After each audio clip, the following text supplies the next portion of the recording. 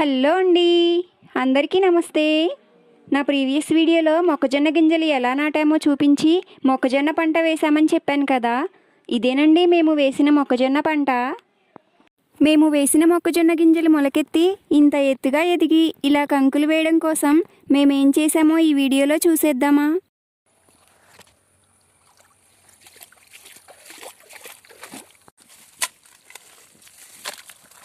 ఇదిగోనండి మా మొక్కజొన్న పంటకు ఇక్కడ ఇలా నీళ్లు పెడుతున్నాను నేను. గింజలు మొలకెత్తిన దగ్గర నుంచి చాలాసార్లు ఇలా నీళ్లు పెట్టాము.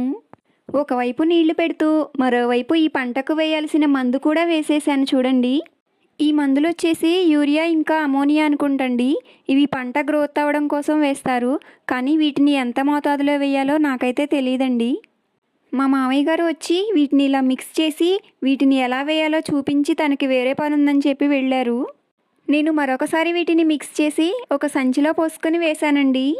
నేను ముందు వేసే సంచిని తగిలించుకోవడానికి వీలుగా ఒక హ్యాండ్ బ్యాగ్ లాగా తయారు చేశారు మా మామయ్య గారు. నాకైతే తెలియదండి అలా తయారు చేయడం. మామూలుగా సంచిని పట్టుకొని వేయడం అయితే చాలా ఇబ్బందిగా అనిపించేది, కానీ అలా హ్యాండ్ బ్యాగ్లా దాన్ని తగిలించుకొని వేయడం చాలా ఈజీగా అనిపించింది.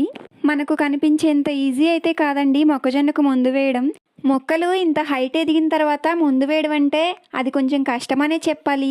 ఎందుకంటారా, మొక్కజొన్న కర్రలు దగ్గరగా ఉంటాయి కదా, అవి మన ఫేస్కి చేతులకు గుచ్చుకుంటూ చిరాకు వచ్చేస్తుంది. ఇంకా బ్లేడ్ లాగా కోసుకుపోతాయి కూడా ఆకులైతే. ఇంకా గాలి కూడా సరిగ్గా తగలదండి, ఊపిరాడనట్లుగా అనిపిస్తుంది. అందులో ఉన్నంతసేపు కూడాను ఒక సంచిలో పెట్టి మూట కట్టేసినట్టు ఉంటుంది మనల్ని. ఎప్పుడెప్పుడు బయటకు వస్తామా అనిపిస్తుంది. నేనైతే చేతులకు ఆ ఆకులు కోసుకుపోకుండా ఉండడం కోసం మా వారి ఫుల్ హ్యాండ్స్ షర్ట్ వేసుకున్నాను. ఇంకా నా ఫేస్కి స్కార్ఫ్ని మాస్క్ లాగా కూడా కట్టుకున్నానండి. ఇంకా ఎలాగోలా గబగబా మందు వేసేసి అమ్మయ్య అనుకుని బయటపడ్డాను. ఇది మాత్రమే కాదండి, మొక్కజొన్న కంకులు వేయకముందు చిన్న మొక్కలుగా ఉన్నప్పుడు ఆ మొక్క మొగిలో అంటే మొదట్లో పాయిజన్ గుళికలు కూడా వేసాం మేము. ఆ పాయిజన్ గుళికలు వేయకపోతే చీడ పురుగులు పడి మొక్కంతా తినేస్తాయి, పాడు చేస్తాయి. అందుకని ఆ పాయిజన్ గుళికలు కూడా వేసాము, కానీ అది వీడియో తీయలేదు నేను. ఇంకా వలతో వానర సైన్యాన్ని అరికట్టవచ్చని కోతుల బారి నుంచి మా పంటను రక్షించుకోవడం కోసం మా చేను చుట్టూ వలను ఏర్పాటు చేశామండి మేము. వలను ఏర్పాటు చేయడం మాత్రమే కాకుండా ఎక్స్ట్రా సేఫ్టీ కోసం మేమేం చేసామో చూడండి. లేదంటే కోతులు గుంపులుగా వచ్చి పంట అంతా ఒక్క రోజులో పాడు చేసి వెళ్తాయి. కుక్కలు మొరుగుతూ ఉంటే కోతులు పారిపోతాయి కదా, కుక్కలు అరుస్తున్నట్లుగా రికార్డ్ చేసి ఒక మైక్ను తెచ్చి ఇక్కడ తగిలించాము. నిజంగానే కుక్కలు మొరుగుతున్నాయనుకొని కోతులు ఈ దరిదాపులకు కూడా రావట్లేదండి. ఈ మైక్ నైట్ అంతా ఛార్జింగ్ పెట్టి ఉదయాన్నే తెచ్చి ఇక్కడ తగిలించి వెళ్తారు మా మామయ్య గారు. మేము మొక్కజొన్న గింజలు నాటేటప్పుడు మా పక్క పొలం వాళ్ళు నాట్లు వేస్తున్నారని చూపించాను కదా.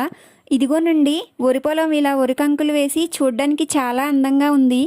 ఒకవైపు మొక్కజొన్న పంట మొక్కజొన్న కంకులతో, మరోవైపు వరి పంట వరి కంకులతో చూడడానికి ఎంతో అందంగా ఉందండి.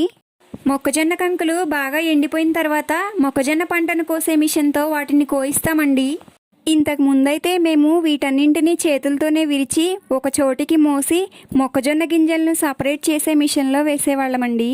కానీ ఇప్పుడు అప్డేటెడ్ మిషన్స్ వస్తున్నాయి కదా, అంత శ్రమ పడే పని లేదు. ఈ మొక్కజొన్నలు కోసే మిషన్ బండి మా ఏరియాలో ఒక్కటే ఉందండి. రైతులందరి పంట ఒకేసారి కోతకు రావడంతో మాది ఫస్ట్ అంటూ ఈ మిషన్ కోసం రైతులందరూ పోటీ పడుతున్నారు. ఆ టైంలో మబ్బులు చేసి వర్షం పడేలా ఉందండి. వర్షం పడింది అంటే ఆరుగాలం పండించిన పంట అంతా ఒక్క రోజులో పాడైపోతుంది. ఎక్కడ వర్షం పడుతుందోనని భయపడుతూ రైతులందరూ కూడా మొక్కజొన్న కోయించడం కోసం పోటీ పడుతున్నారండి. మా వారు 3 రోజుల నుంచి ఆ మొక్కజొన్నలు కోసే మిషన్ చుట్టూ తిరుగుతూ అతన్ని బ్రతిమలాడుతున్నా కూడా అతను రావట్లేదండి. ఇంకా 4వ రోజు ఎలాగైనా మొక్కజొన్నలు కోయించాల్సిందే అని చెప్పి మా వారు ఉదయం నుంచి సాయంత్రం వరకు ఆ మొక్కజొన్న బండి దగ్గరే ఉండి భోజనం కూడా చేయకుండా అతన్ని బ్రతిమలాడుతూ ఎలాగోలా తనకి ఎక్స్ట్రా మనీ ఇస్తానని చెప్పి సాయంత్రానికి ఆ మొక్కజొన్న బండిని మా చేను దగ్గరకు తీసుకొచ్చారండి. మా మొక్కజొన్న పంట కోయడం స్టార్ట్ చేసేసరికి సాయంత్రం 6 అయిందండి. రైతుల ఇబ్బందులు ఇలా ఉంటాయండి. ఇదిగోనండి అప్పటికప్పుడు ట్రాక్టర్ మాట్లాడి ఆ మిషన్ కోసే గింజలను ఇలా ట్రాక్టర్ టక్కులో పోయించాము.